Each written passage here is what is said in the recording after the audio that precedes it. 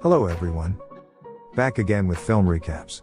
In this video, I'm going to recap one of the thriller crime films from 2017, titled Bad Day for the Cut. Before we get to the storyline, I'd like to wish everyone a happy and great day.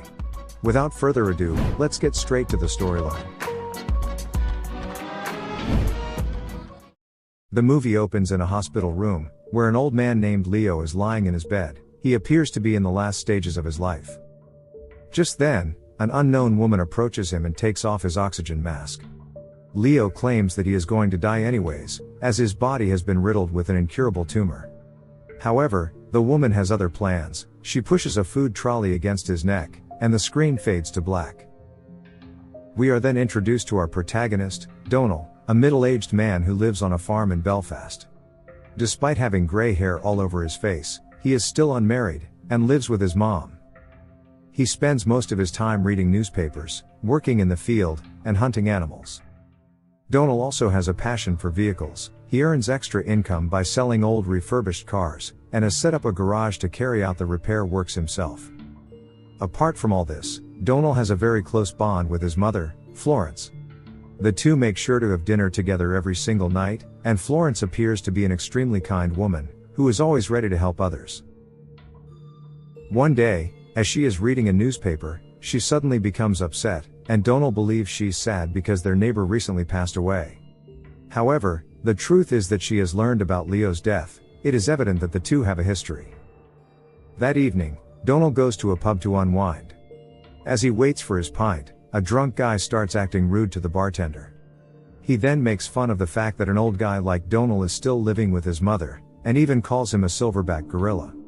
When Donal asks him to calm down, the guy tries to get into a fight, but before he can do so, the bartender kicks him out. In the next scene, Donal goes straight to his garage, and starts working on an old caravan. He fixes its damaged engine, paints it red, and gives it a brand new look. The next morning, he brings his mom to the garage to showcase his new vehicle. He offers to take her to Montague, a beautiful beach where Florence and her late husband spent a lot of their early days. But for some reason, she gets agitated. She mentions that she is old and cannot travel anymore. She also asks her son to stop spending so much time on these machines, and poor Donal is devastated by her outburst, as he only wanted to make her happy. Later that evening, Florence returns to the caravan with some beers, and says that she loves the music which he's playing. Donal then turns up the song's volume, so that she can hear it from her room. He downs the beers one by one, and falls asleep in the caravan. He later experiences a weird dream, where he finds himself wandering through the dark forest, right when he comes across his mother, who is eerily vacuum cleaning the ground. She looks at him and says help Donal, causing him to jolt awake from his sleep. He then rushes to check on her, and spots two unknown people quickly leaving the house in a car. Following this, he rushes inside the house, only to find his mother's bloodied body on the ground. Donal quickly grabs his phone, and calls emergency services. In the next scene, we see the cops interrogating a distraught Donal about the incident. They inquire if he saw anything suspicious, and Donal replies that he saw two people leaving in a car. One of them appeared to be a fancy-looking man. However, he doesn't have any more details as it was very dark. After completing his mother's final rites, Donal slowly moves on with his life. He tries to keep himself distracted by spending most of his time in the field and with his cattle. However, he struggles to prepare dinner as he was heavily reliant on Florence. One night, as Donal is cleaning her bedroom, he finds a load of cash under her mattress.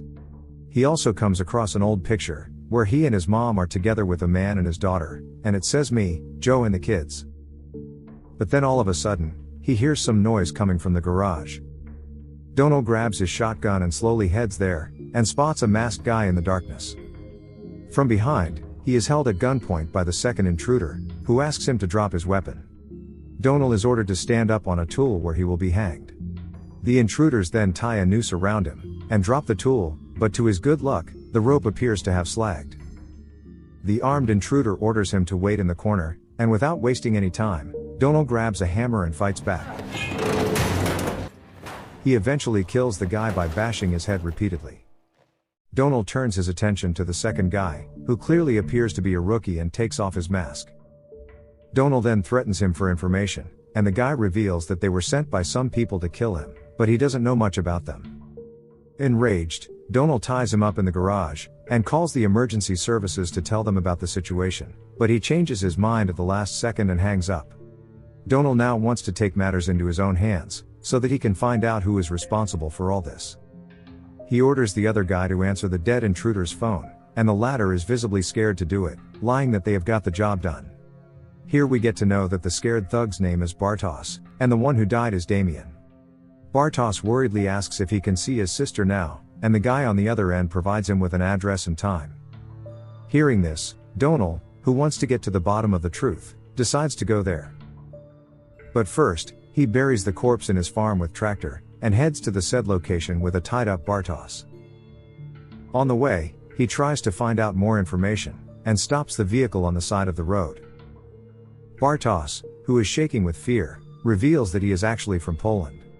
He and Damien were sent to kill Donald by a guy named Gavigan, but he doesn't know the reason why. Gavigan is the same guy he talked with in the garage last night.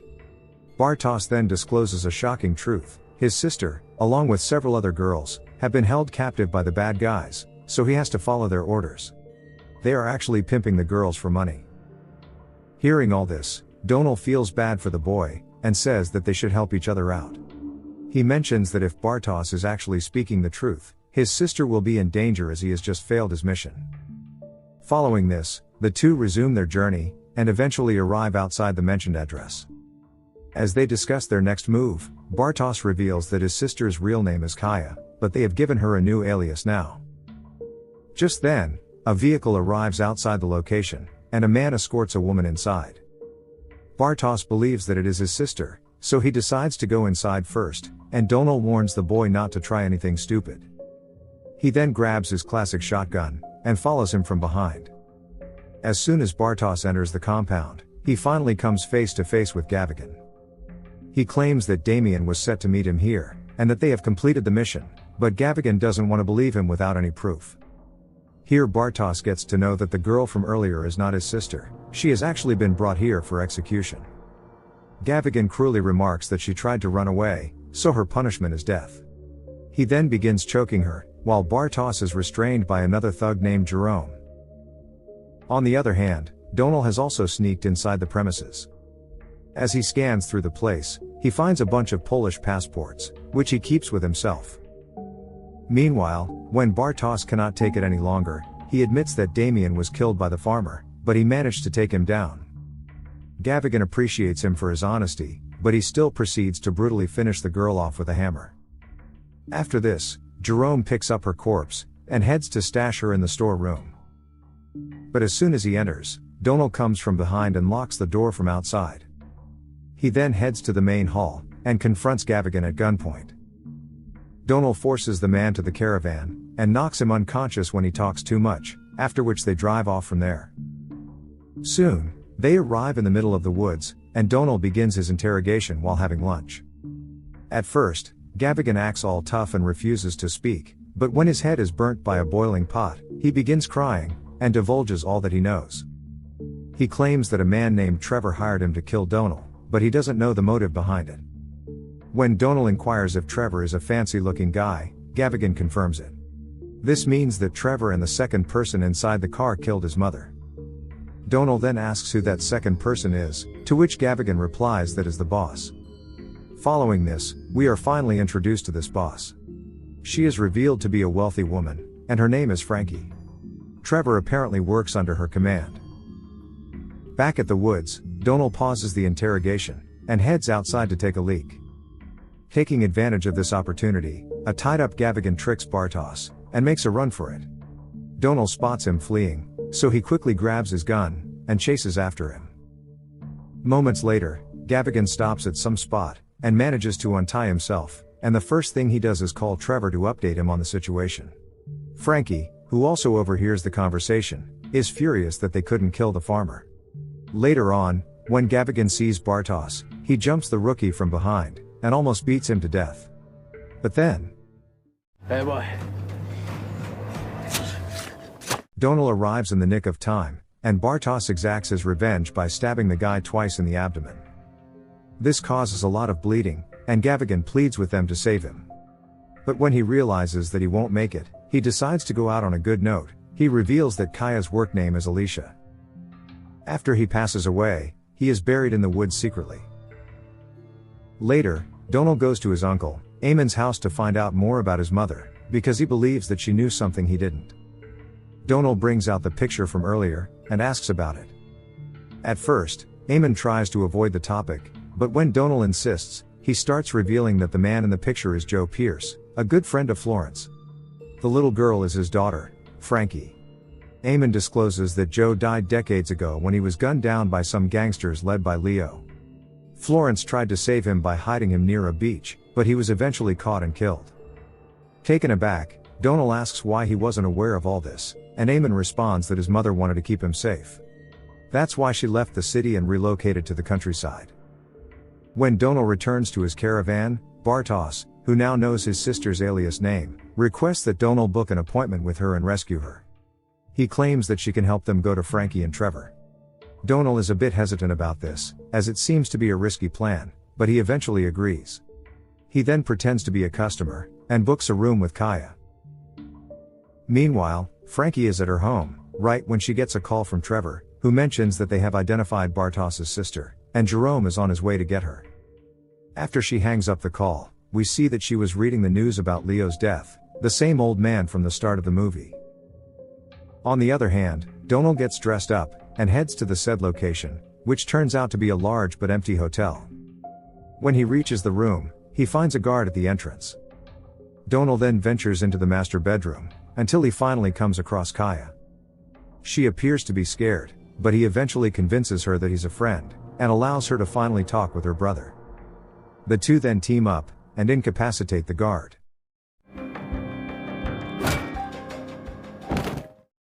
Donal then asks Kaya about Frankie's location, but she appears to be unaware about it. Here Donal realizes that Bartos tricked him so that his sister would be saved.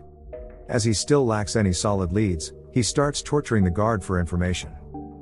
As a result, the man gives an address, where they can find Trevor. Donal and Kaya then prepare to leave, but at the same time, Jerome arrives there. This ensues a deadly battle between the two men, with Jerome coming out on top. But before he can finish off our hero, Kaya grabs a gun, and shoots him dead. Following this, she helps a bruised and battered Donal out of the building. When Bartos finally sees his sister, he is overwhelmed with happiness, and the two hug each other affectionately, before speeding away in the caravan. Shortly after, Frankie and Trevor arrive at the same hotel room, only to find Jerome's lifeless body. They also discover the guard, who is gravely injured, so Frankie inquires if he divulged any information, to which the guard says that he didn't talk about her. Nevertheless, she is so upset at their repeated failures that she grabs an iron, and beats him to death. Elsewhere, Donal now wants to go to the address where he can find Trevor and finish him off, and, after all she has been through, Kaya is willing to accompany him too. Bartos tries to persuade her to return home with him, but she remains resolute in her decision. Perhaps she wants to take revenge on all the bad guys that harmed and tortured her. They then track Trevor, and tail him to an upscale neighborhood. Eventually, they find Frankie, and Donal prepares to kill her right now, but when he notices that she has a daughter, he decides to wait until the night. He later tells the siblings to go home, and even hands them their passports and some money. Meanwhile, at Frankie's place, she has grown tired of Trevor's incompetence, as he has still not been able to catch the farmer. So, she fires him and decides to take matters into her own hands. At night, Donal suspects that his uncle is not safe, so he goes to check on him. Unfortunately, it is already too late, as Uncle Eamon has been brutally attacked and left to die.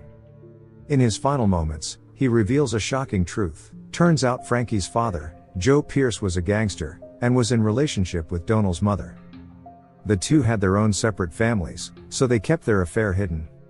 They loved each other a lot, but Florence betrayed Joe, and handed him over to Leo, his rival, which resulted in his demise. Uncle Eamon claims that she did so to protect her son, as the gangsters had threatened to kill young Donal if she didn't comply. After revealing all this, he passes away, leaving Donal more confused than ever. A few moments later, Frankie arrives at Eamon's house with one of her henchmen, hoping to end the saga once and for all. However, Donal easily outsmarts them, He knocks out the man, before taking Frankie hostage. Following this, we are taken to the Polish siblings, who are seen sleeping at a hotel. They are ready to take off for their hometown the next day, but Bartosz is feeling guilty for not being able to help Donal, so he grabs his gun and ventures out. A while later, he arrives at Uncle Eamon's house to check if Donal is there. Unfortunately, he is captured by Trevor, and the same henchman from earlier, who had also come looking for our hero. In the meantime, we learn that Donal has taken Frankie to the same beach where her father was killed. He digs up a grave and plans to bury her there. Here Frankie begins revealing the actual truth. She says she visited Leo in the hospital a few days ago, and wanted to kill him, as she believed he was responsible for her father Joe's death. However, Leo disclosed that when he had arrived at the beach, Joe Pierce was already dead. Leo says that he was called to the scene by none other than Florence. Soon after, the cops arrived, and Leo was framed for the murder. Donald refuses to believe, until Frankie reveals that she spoke to Florence before she died. The movie then goes into a flashback, to that fateful night where the old woman died. Florence admitted that she was madly in love with Joe, so much that she actually put him over her own family. However, when Joe refused to leave his family for her and tried to end things, Florence tried to stop him from leaving by pointing his own gun at him, but accidentally ended up shooting him dead. She is still sorry to this day for what she did. Unfortunately, Frankie is enraged that her innocent father was killed for no reason, so she bashes the old woman's head, and finishes her off as well. In the present, Frankie pleads with Donal to let her go. She mentions that if he kills her, her daughter will become an orphan, just as she herself had been orphaned when her father died. This eventually changes Donal's mind, so he decides to leave her. But as he is walking away, the cunning woman attacks him from behind with a shovel. She then rushes to the caravan, unties her ropes, and grabs her gun to kill Donal. But then, Donal arrives there and kills her first. In the final scene, Donal gets a call from Bartosz. But Trevor speaks on the other end, and asks about Frankie's whereabouts. When Donal reveals that he killed her, Trevor decides to do the same with Bartosz. Donal pleads with him to not do so, and even offers to give himself up. However, a gunshot is heard on the phone, indicating that the poor boy has been killed. The movie ends as Donal calls emergency services, but once again hangs up without speaking, probably deciding to take matters into his own hands again. Okay guys, that's all the recap of Bad Day for the Cut 2017. Thanks for watching. See you again in the next video.